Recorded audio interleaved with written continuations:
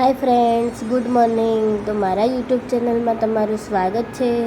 તો ફ્રેન્ડ્સ, આજે શીતળા સાતમ છે. તો આજે હું સાતમની તમારા જોડે વાર્તા કથા તમારી જોડે શેર કરી રહી છું. તો ફ્રેન્ડ્સ, આ વિડીયો લાસ્ટ સુધી સાંભળજો અને વિડીયો ગમે તો લાઈક ઓર શેર કરી દેજો, કોમેન્ટ કરી દેજો, સબસ્ક્રાઈબ કરી દેજો, જેથી તમારી સાથે આવનાર વિડીયો તમારી સાથે પહોંચી શકે. ધન્યવાદ. તો શીતળા સાતમ આ વ્રત શ્રાવણ વદમાં સાતમના દિવસે થાય છે. આ દિવસે શીતળા માતાનું પૂજન થાય છે.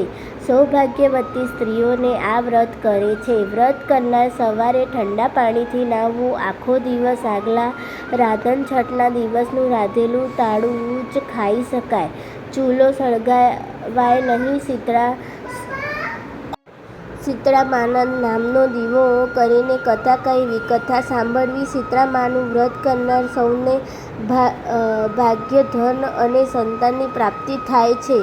એક ગામમાં બે વહુઓ રહે. દેરાણી જેઠાણી બંને સંપીને ઘરનું કામ કરે, પરંતુ ક્યારે લડી પડે તે તો મહિનાઓ સુધી બોલ્યા વહેવાર ન રહે. એવામાં શ્રાવણ માસ બેઠો અને રાંધણ છઠનો દિવસ આવતા સાસુએ નાની વહુને રસોઈ કરવા બેસાડી. તે રાંધતી હતી.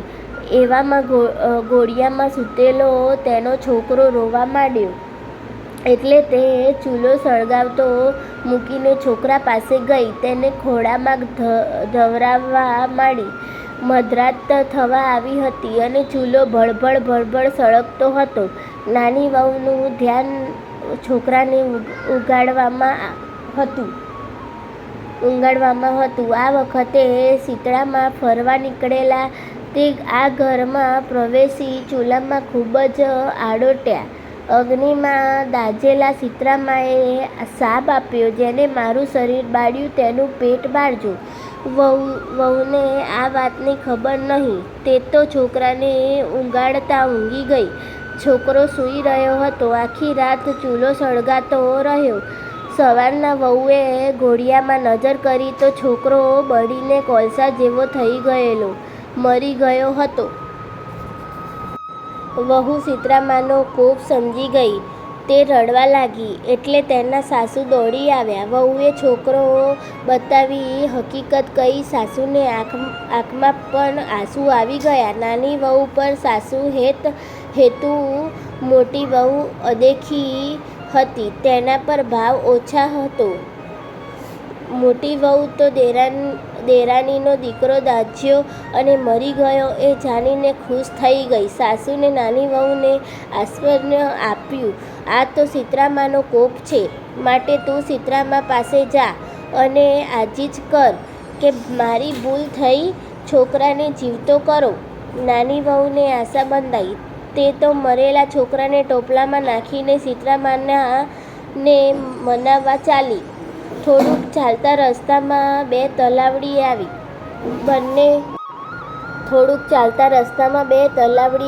બંને તલાવડી સાથે હતી અને બંનેમાં કાચ જેવું નિર્મળ પાણી હતું. બહુ તલાવડીમાં પાણી પીવા જાય છે. ત્યાં તલાવડી બોલી ઉઠી, બહેન, મરવું હોય તો પાણી પીજે. હા, તો અત્યારે ટોપલો લઈને ક્યાં જાય છે?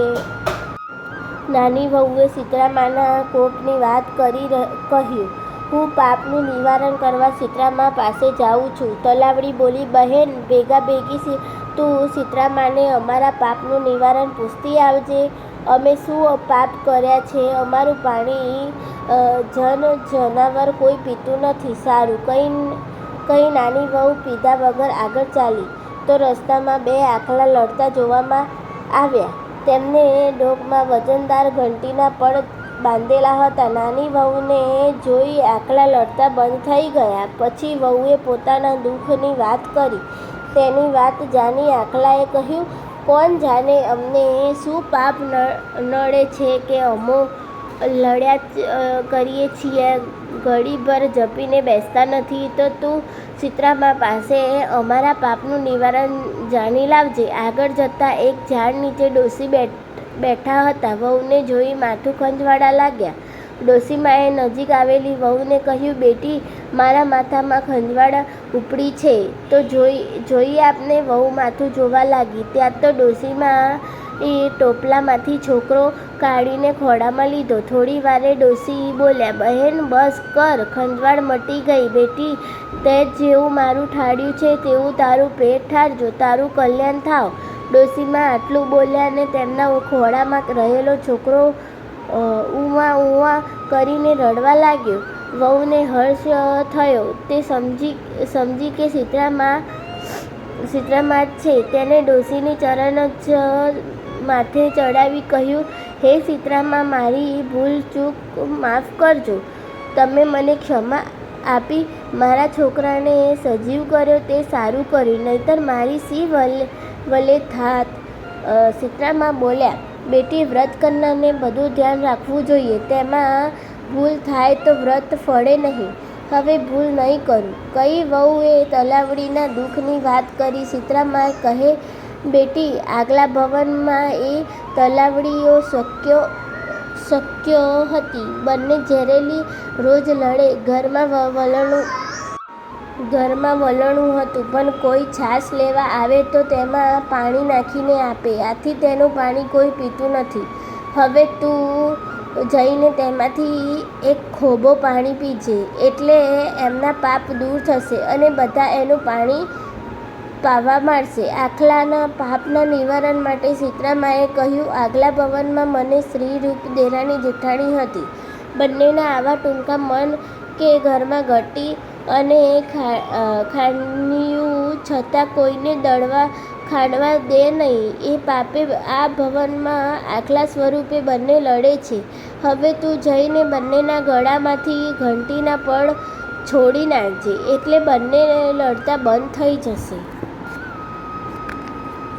સીતરામાં આશીર્વાદ આપીને અર્ધાંત થયા અને વહુ સજીવન થયેલા છોકરાને લઈને ઘર તરફ ચાલી નીકળી. રસ્તામાં તેને પેલા બે આખલા ગળામાં ઘંટીના પડ છોડી નાખ્યા, એટલે તેઓ લડતા બંધ થઈ ગયા. આગળ જતાં તલાવડી આવી. વહુએ તેમાંથી એક ખોબો પાણી પીધું. તે સાથે જ ત્યાં આગળ પંખીઓ ઉડી આવીને પાણી પીવા લાગ્યા. ઘરે જ વહુએ જીવતા છોકરાને બતાવ્યો તો સાસુને આનંદ થયો, પણ જેઠાણી મનમાં કોલસો થઈ ગયો. શ્રાવણ માસ આવતા જેઠાણીએ મનમાં થયું કે હું પણ દેરાણી જેમ સીતરામાના આશીર્વાદ મેળવું. રાધન છઠના દિવસે જેઠાણી છોકરાને ઘોડિયામાં સુવડાવી રાંધવા બેઠી.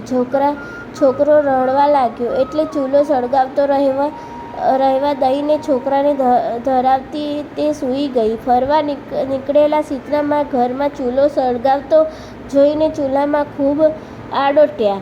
આથી તેમના શરીરમાં ફોલ્લા પડી ગયા. ક્રોધે ભરાયેલા સીતરામાએ શાપ આપ્યો કે જેને મારું શરીર બાળ્યું એનું પેટ બાળજો. સવારે જેઠાણીએ ઘોડિયામાં જોયું તો છોકરો બળીને કોલસા જેવો થઈ ગયો.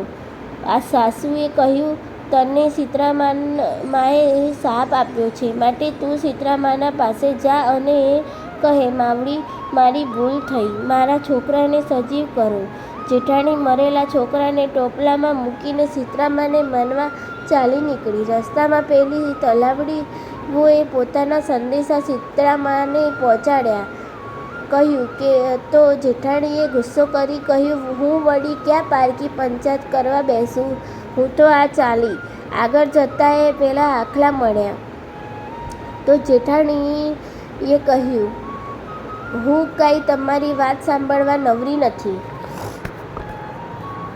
જેઠાણી ત્યાંથી નીકળીને ઝાડ આગળ બેઠેલા ડોશી પાસે આવી. ડોશીમાએ બંને હાથ માથું ખંજવાળી રહ્યા હતા. એ સીતરામા હતા. ડોશી કહે, બહેન, જરા મારું માથું જોઈ આપને.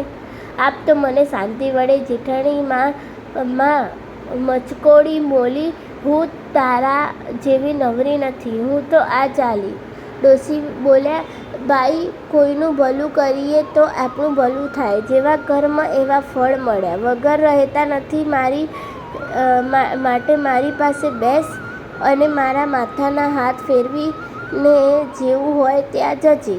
સાંભળ્યું કરીને જેઠાણી ચાલી નીકળી. ક્યાંક સીતરામાના દર્શન થાય નહીં તે ડોશીના સ્વરૂપમાં સીતરામાને ઓળખત તો તેના ઉદ્ધાર થઈ જાત. સવારના તે મરેલા છોકરાને ટોપલામાં પાછો લઈ રોતી કકળતી ઘરે પાછી આવી. સાસુએ તેની હકીકત સાંભળી શિખામણ આપી કે કોઈનું કામ કરી છૂટવું અને કોઈને તિરસ્કાર કરવો નહીં. નમે સૌને ગમે. સીતરામા તમે જેવા દેરાણીને ફળ્યા એવા વ્રત કરનારને, કથા વાંચનારને, સાંભળનારને સૌને ફળજો. જય મા સીતરામા. તો ફ્રેન્ડ્સ, અહીંયા સીતરા માતાની વાર્તા પૂરી થાય છે. તો ફ્રેન્ડ્સ, વિડીયો ગમે તો લાઈક ઓર શેર કરજો, કોમેન્ટ કરજો, સબસ્ક્રાઈબ કરી દેજો. જય સીતરામા, જય શ્રી કૃષ્ણ.